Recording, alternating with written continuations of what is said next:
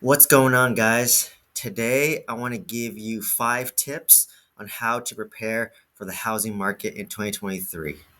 So, if you've been watching the news in the past couple months in 2022, all we've been hearing is interest rates have been rising, the housing market is cooling off, we're expecting a housing market crash, and it's very doom and gloom if you watch the news, right? So for me personally, I don't really watch too much of the news because it doesn't really change my real estate investing strategy.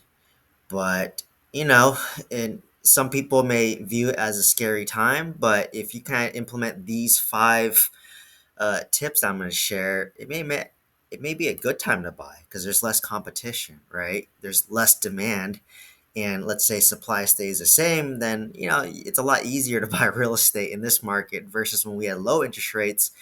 Everybody and their family and their friends wanted to buy real estate because the interest rates are so low. But because interest are so low, so competitive, it was hard to get real estate. But now when interest rates are higher, people are too afraid to buy real estate. So you just take the good with the bad.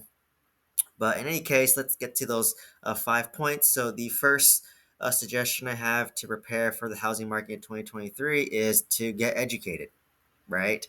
I learned a lot from podcasts. I learned a lot from reading books. I learned a lot from YouTube. There's a lot of free education out there, right? There's infinite amount of information out there in the modern society.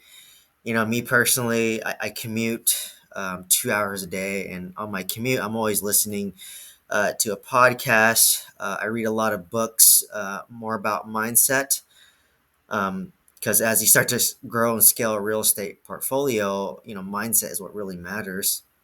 And obviously, you can learn a lot of stuff on YouTube, right?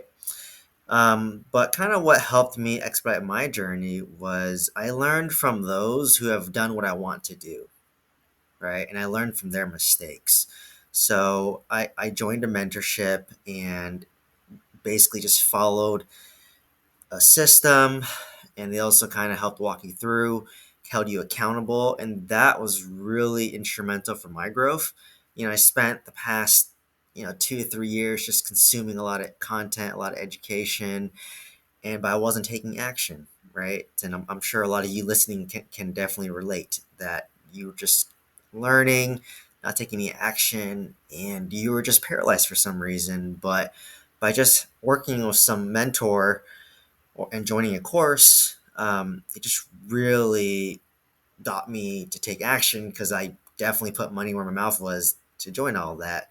So, for me, I benefit a lot from that. So, if you're interested in learning more about the course that I created, and the whole purpose of the course is to get you to take action, right? So, knowledge about action is useless. The course and the content is catered towards those who want to take action, right? That's the most important way to learn is by taking action and learning for yourself, right? Sometimes, just like when you ride a bike for the first time, you're going to fall 10 times, but the key is getting back up, right? But what's nice about being in a community, joining a mentorship, and having a course is you can learn from their mistakes and their experiences to mitigate it for yourself, right? So, I found so much value in that, and I want to kind of give back to that. So, if you're interested in learning about the course and the mentorship, check the link down below, and it'll give you a lot more details about that course. The second tip that I had was, which I already alluded to, is just taking action, right? Like I said, for me, I was spent the past 2 3 years just sitting on the sideline learning but not taking any action. But as I started to buy real estate and to scale a real estate portfolio, that's when I learned the most, to be honest. Like, all of what I learned by buying 90 units was way more valuable than any mentorship, any course. But just having the course and the mentorship just got me to take action, right? I was surrounded by a like-minded group. Like they say, you're the average of the 5 people that you spend the most time with. So you can look at your inner circle and how they're doing, and you'll have a good gauge of how you're doing, right? So if you're surrounded by people who, they just watch Netflix on the weekends, go out every Friday, Saturday, Sunday, you know, get drunk, have a few beers, and just hang out, well, guess what your life's going to be like? It's going to be very similar. But if you surround yourself with, accomplished real estate investors, you own 90 units of real estate, and, give yourself enough time and you'll look at yourself and you own 90 units at least too, right? So that's why it's very key on how and who you surround yourself with and who you spend your time with. So, and then another key piece is, don't be stuck in analysis paralysis. Like when I started investing in real estate in 2017, I actually joined a little, or I created a little, kind of an accountability group with like 3 to 4 other investors.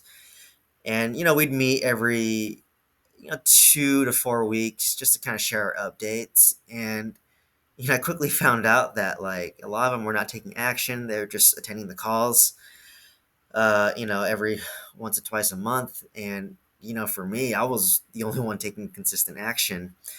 And, look at us 5 years later, like a lot of those people in the same group, they don't own any real estate yet. Yet I've scaled to 90 units, right? So, people overestimate what they can accomplish in 1 year, but underestimate what they can do in 5 to 10 years, right? And I'm basically living proof of that. Like the only difference between me and those other four was I took action. We all had high income W-2s. We're all kind of the same age. We, kind of came from a similar middle class background where our friends and family weren't really into real estate. So, that was the key piece. I just took action and I learned from it, right? You're going to make mistakes. You're going to fall down. You're going to lose money. But if you surround yourself with the right group and, take consistent action, get inspired, get motivated, because it's very inspiring to know that, like, hey, this guy that I'm in a group with, I saw him scale from 0 to 90. I can do it too. And that's the mindset that I have. The third tip that I have to prepare for the housing market in 2023 is to learn how to generate off market leads. So if you didn't know, I use PropStream to get data for all the apartment complexes, and I use Yellow Letters Complete to outsource my mailers. So it costs around $1.50 per letter, but what's really nice is that it's outsourced, right? You don't want to prepare 300 letters a month. It takes about 8 hours, a full day, to prepare 300 letters, and if you want to scale a large portfolio, it's not worth your time to prepare these letters. So if you're interested in PropStream Yellow Complete, I have links down below. I have a free trial of PropStream for 7 days, and I also have my contact that I work with in Yellow is Complete to set you up for your direct mailing campaign. And if you're interested, I also have another video that talks about how I started my direct mailing campaign.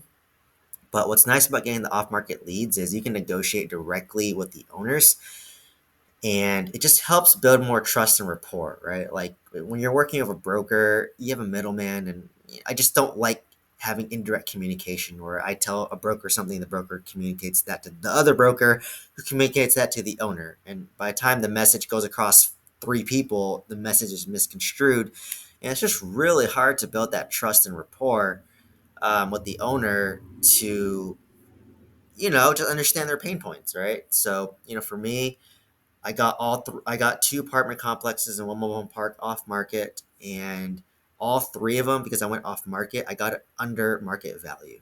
So for my 26 unit apartment complex, I got it for $250,000 under market value. My 20 unit was 50,000 under market, and my mobile home park was 100,000 under market value. So this is the power of generating off market leads. So if that's the type of deals you're coming across by going off market, $1.50 per letter seems very small, right? And the fourth method on how to prepare for the housing market in 2023 is master creative financing. I love creative financing, and it goes hand in hand of generating off-market leads.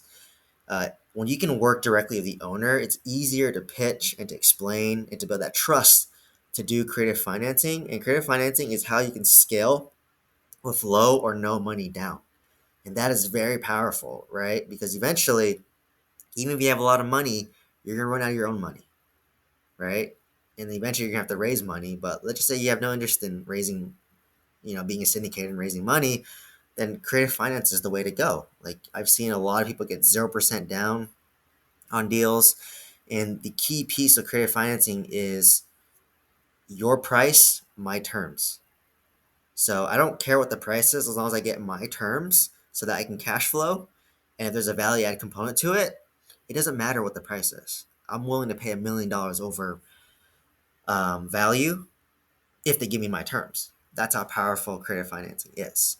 So, kind of at a high level, there's seller carry first, which means that the property is owned free and clear, and the owner will become the bank. So, they're in first lien position. The next one is seller carry second. This typically means that maybe the owner may own it free and clear, or maybe they have a lot of equity in the deal, like 50% equity, but they still want to use that money to put into another business that they have. So this is a good strategy of seller carry second. So you have a lender in the first lien position, and then you have the seller in the second lien position, but you must get approval from your first lien position to see if it's okay to have someone in the second lien position. And what's nice about this is it helps lower your down payment. So an example I like to give is, let's just say I need 25% down and the seller can carry 10% in second lien position, then my down payment requirement is 15%. So that's kind of how you leverage your resources that you have. And the third strategy is subject to or master lease agreement. So basically, this is when there's still a loan on the property, and it mostly applies, for properties that are more distressed. There's still debt, and the owner is a little bit unrealistic about their pricing, like they want above market value. So in that case, subject to your master lease agreement is a great method to pitch. And at a high level, what it is the owner continues paying the loan, and then you just pay the owner.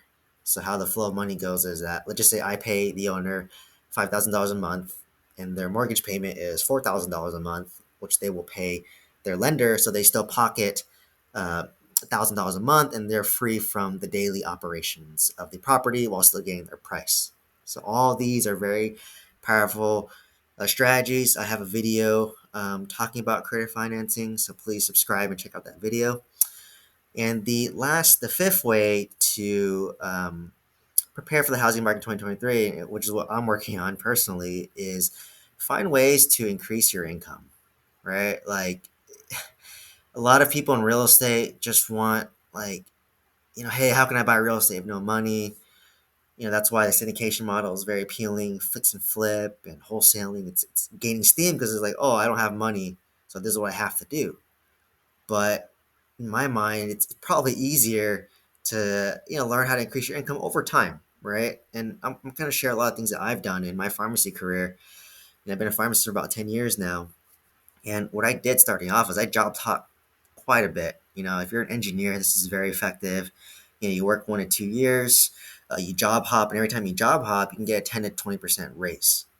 And that's very powerful over the span of 10 years, right? It just gets a little annoying that you have to jump jobs a lot, and employers may look down on you a little bit if you do it, but hey, 20% raise, or you can get that, right? The next way to increase your income is learn additional skills. So, for me, I wanted to move up to be a director of pharmacy. So I pursued a master's in public health, and that helped me become a director of pharmacy. But on top of that, just learning how to do system improvement and processes, it really translates from the pharmacy hospital to real estate and to businesses that I'm trying to develop outside of pharmacy. So, you can learn, transferable skills. And I find that very helpful, right? Because I manage about 40 people in my hospital, but in real estate, you're doing the same thing, right? You're managing people, you're learning human psychology, how to read nonverbal communication, how to create win-win situations. Just a lot of these soft skills that I've honed, and they transfer to any business, right? It translates to real estate, translates to any business that I'm trying to develop. And then another one to increase your income is just to provide value and ask for a raise, right? Like when I started hosting a weekly Q&A and recording it, like people were just coming up to me asking, like, Steven, you provide so much value. Like I want to buy a course. Can you create a course? And I want to buy it from you. And I want to learn from you because they like the way I teach, right? I keep things very simple. I'm very transparent. I just make it easy. Like apartment complexes are not as hard as you think, as everyone else makes it seem to think. So I just provide value, for free. And people came to me asking me to make a course. And that's what inspired me to create the course. and just to help people learn. And it also helps sharpen my skills as well, because if I can teach it, then it helps me improve as well. So it's very powerful for me. So a lot of great feedback so far from the students that learning from the course. And like I said, if you kind of like the style of these videos, the course is very similar in terms of the education. And the other way to increase your income is to start additional side businesses, right? Like you can work overtime, you can scale a business, like you can do a YouTube channel. That's what I'm trying to do. You can create a course if there's something that you're good at that you can teach people, and it can be anything. Like you can literally teach anything. Like for me, I know real estate very well, so I'm teaching real estate. But maybe later down the road, I might do a course on like human psychology, like how to negotiate. You can kind of broaden it out, and just by like creating videos and teaching people, it helps you improve as well, right? Like I've improved significantly ever since I created my course. And but there's so many other ways to create side businesses, right? Like you can tutor on the side, you can do consulting, you can do um, whatever. There's so many other businesses online, but the key is over time, year over year, you want to see your income increase, because as you know, you can't depend on your employer for a raise that might give you a 2-3% raise when inflation is 8%. So you always got to hone yourself, improve yourself, and learn how to build additional streams of income so that you have more buying power for real estate, right? So like for me, I learned that I need additional streams of income through creating a business, and then from there I can buy my real estate. So all goes hand in hand, and just know that it takes time, right? It takes a lot of time to build a side business. I can speak that from personal experience. Like, I own 90 units of real estate. I'm developing side businesses, and I'm still working a full-time W-2 because I know that it takes 3 to 5 years to stabilize your apartment complex, to stabilize the mobile home park, to build your side business, right? But in 5 years, once the apartment complex is stabilized, once the mobile home park is stabilized, and once my business is up and running, the wealth will compound significantly, and you just need time. So what I try to tell myself is stay very humble, put my head down, and continue just trekking day by day, knowing that like one day in maybe 5 to 10 years, I'll be financially free, right? So you just got to continue working, improving yourself, taking action, and get surround yourself with others to be inspired. That's the key. So if you found this video helpful and you found value, please like, please subscribe, and check out the other videos. Once again, if you want to check out my course, check out the link down below. And I hope to see you guys on the next video. Thank you so much.